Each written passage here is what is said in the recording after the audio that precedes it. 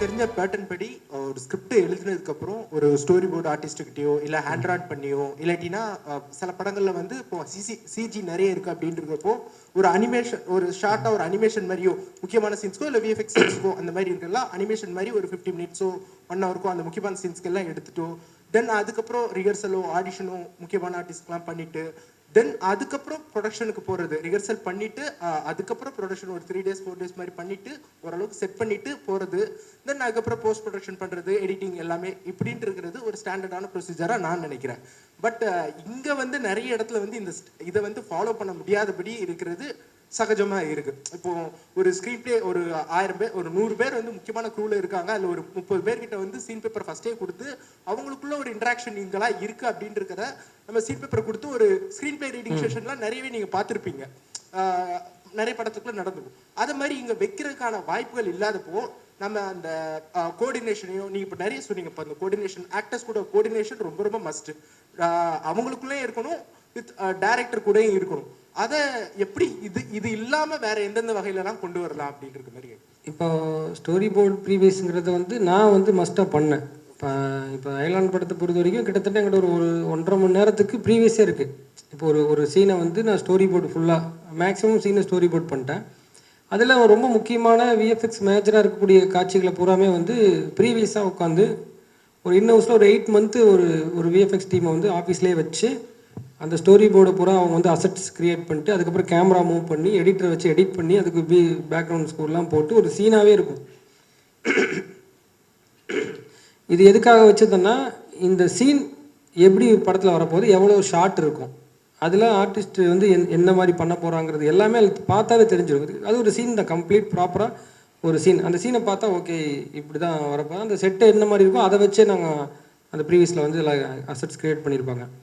So அதை பார்க்கலையே அவங்களுக்கு தெரிஞ்சிடும் ஓகே இதான சீன் அப்படின்னு. அப்போ ஒவ்வொரு சீன் பண்ணும்போதும் நான் அதை காட்டுவேன், கேமராமேனுக்கும் காட்டுவேன், அவரும் பார்த்துட்டு சரி இது அப்போ நான் அதை உருவாக்கும் போது கேமராமேன் அப்போ வந்து கூட இருக்க முடியல, அவர் வேறு படத்தில் இருந்ததுனால நானே வந்து என்னுடைய நாலேஜில் அதை நான் பண்ணிட்டேன். பட் அவர்கிட்ட அதை சொல்லும்போது இதுலேருந்து நீங்கள் இம்ப்ரவைஸ் பண்ணி நீங்கள் சொல்லுங்கள் சார் தான் சொல்லுவேன். இல்லை இது நல்லா இருக்கு, நம்ம இதையே எப்படி எடுத்துடலாம் அப்படிம்பாரு. அதில் ஒரு 30 ஷாட் இருக்குன்னா சேம் அதே 30 ஷாட்டில் நான் படம் எடுத்துருக்கேன். படத்தில் பெரும்பாலான காட்சிகளை ஏன்னா ஒரு சீனை நீங்கள் எப்படி வேணால் எடுக்கலாம், ஒரு டைரக்டர் ஒரு மாதிரி எடுப்பாங்க, இல்லை உங்கள் மனநிலை இருக்கிற பொறுத்து கூட நீங்கள் ஒரு மாதிரி எடுப்பீங்க. ஆனால் நம்ம அது ஒரு இடத்துக்கு வந்து தான் ஆகணும். ஸோ நீங்கள் வந்து ப்ரீவியஸ் பண்ணிங்கன்னா அது ஸ்டாப் ஆகிடும். இதுதாங்கிறத நீங்கள் ரொம்ப ஸ்ட்ராங்காக நம்பினா மட்டும்தான் நீங்கள் கடைசி வரைக்கும் அதை எடுத்துகிட்டு போக முடியும்.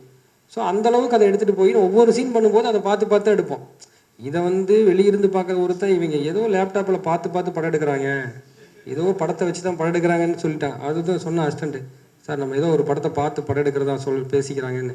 யாரா அவன் கூப்பிட்றா அவனை, இதை உட்காந்து 1 வருஷமாக பண்ணியிருக்கிறா இங்கே வர சொல்கிறா, அந்த மாதிரி ஆயிடுச்சு. ஏன்னா காமிச்சு தான் படம் எடுப்போம். சார் இதுதான் வரீங்க, இது மாதிரி வரீங்க, அதை நகர்த்தி காட்டுவோம், இந்த ஷாட் இப்படி இப்படின்னு.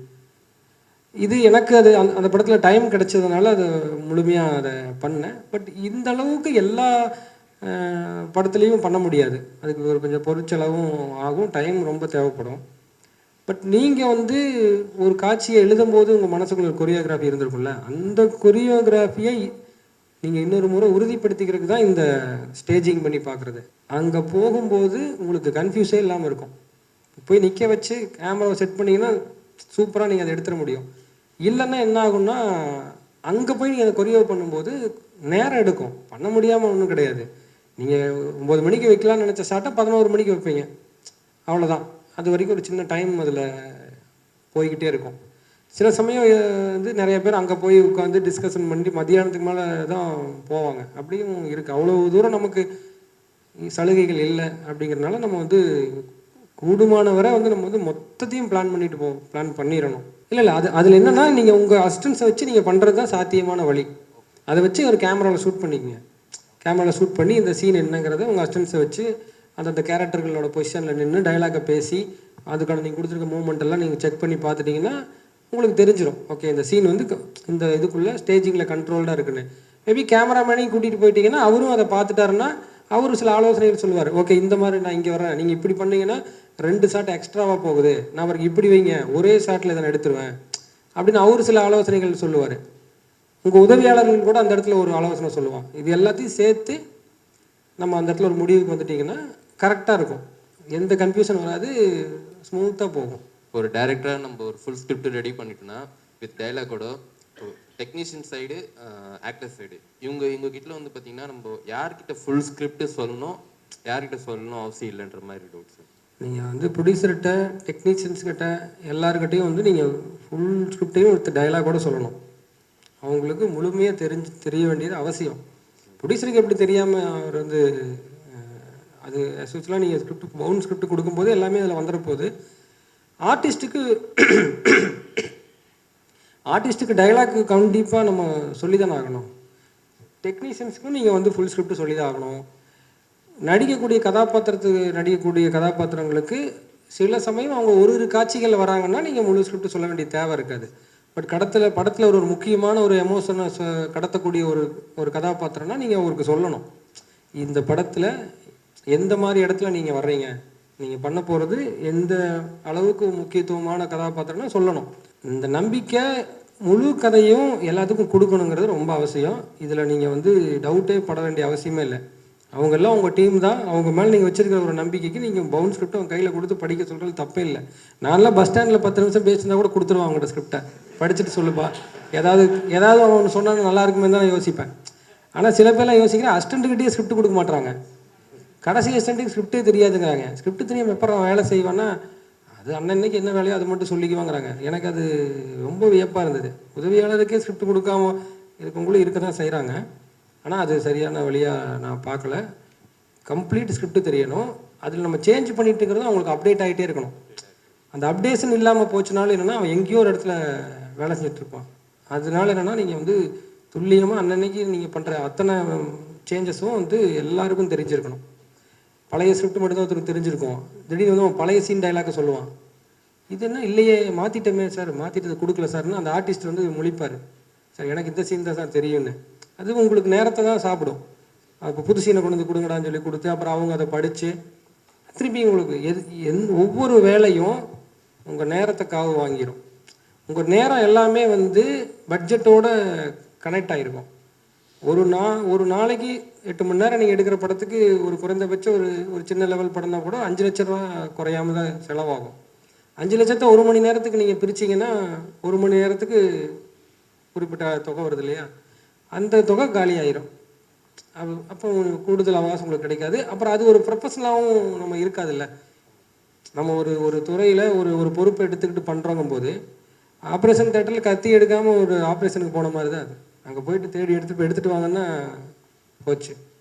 எல்லாமே நம்ம கையில் ரெடியாக இருக்கணும், அப்டேட்டாக இருக்கணும். இது நம்ம அப்படி தான் பார்க்கணும். இது ரொம்ப பொறுப்பாகவும் ரொம்ப அலர்ட்டாகவும் நம்ம வச்சுருக்கணும். ஒரு சின்ன ஒரு நம்ம ஒருத்தங்கிட்ட சொல்லக்கூடிய ஒரு மிஸ்கம்யூனிகேஷனில் மிகப்பெரிய பிரச்சனையை வந்து சந்திக்க வேண்டியது ஆளாகும்.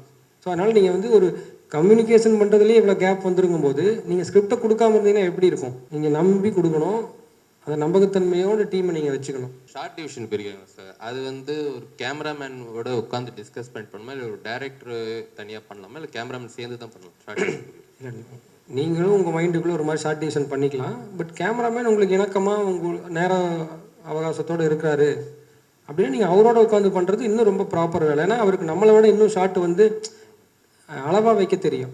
நம்ம என்ன பண்ணுவோம், சுற்றி ஷாட்டு வச்சுக்கிட்டே இருப்போம். அங்கே ஒரு ஷாட்டு, என்ட்ரிக்கு ஒரு ஷாட்டு, இப்படி ஒன்று அப்படி ஒன்றுன்னு. அவர் சிம்பிளாக ஒரு 2 ஷாட்டில் முடிச்சிடுவார் அதை. இது நல்லா இருக்கே அப்படின்னா, ஏன்னா அது அவங்களுக்கு ஒரு எக்ஸ்பீரியன்ஸ் இருக்கும்.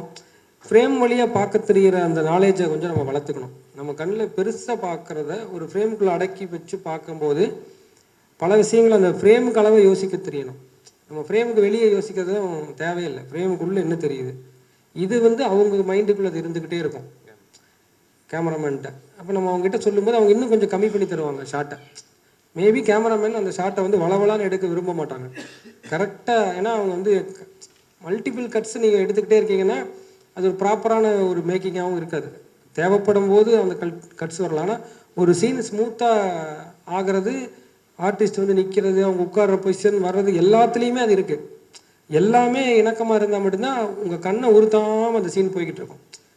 கேமராவை மறந்துட்டு கதாபாத்திரத்தோட உலகத்துக்குள்ளே நீங்கள் போக ஆரம்பிப்பீங்க. இதை வந்து உறுத்துற மாதிரி நீங்கள் ஷார்ட்டை சும்மா கட் பண்ணி மேலேருந்து கீழேருந்து அங்கேருந்து இங்கேருந்து காமிச்சிக்கிட்டே இருந்தீங்கன்னா அது இல்லை மேக்கிங்கிறது.